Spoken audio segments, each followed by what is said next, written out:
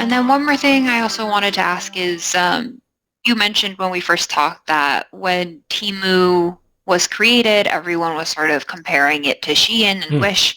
But you said that as you looked more into it, it had a lot of factors that differentiate it from existing e-commerce sites.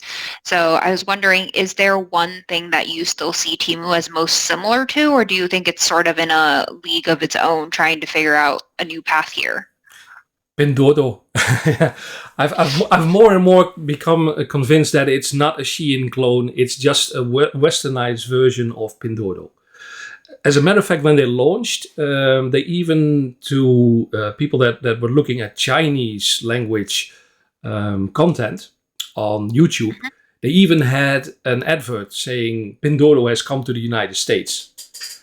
So um, so that really shows the way they are going, and that really differentiates them from other platforms, because just as it did in China, there really is no other Pinduoduo type platform that has those really Yeah. low prices by using that C2M model, just shipping basically straight to the consumer, having the quality control, and having that gamification, and using first recruiting people through social media, and then using those same people to recruit more people in those member get member schemes that are part of that gamification.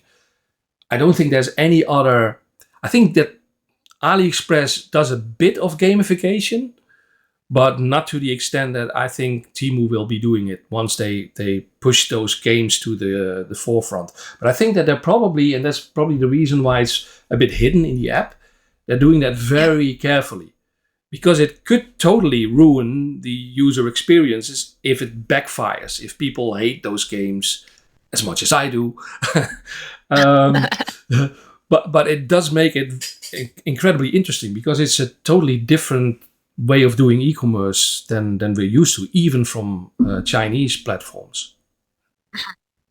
What is the chance that you think people will hate the games? Um, well, I've always been a bit surprised about how people keep playing them in China and how well it worked.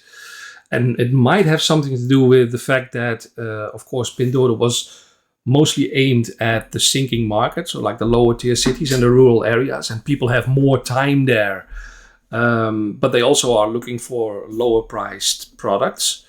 So maybe it's that combination. But I always thought that you have to be really naive to be falling for this. And of course, in China, people have also complained about it. Yeah. And I had a discussion with somebody recently. I said it's almost devious the way they are using those games to create retention and customer acquisition. But seemingly, if it works the same as in China, there's people that are willing to do that, and that are willing Yeah. to waste their time doing the marketing for Temu.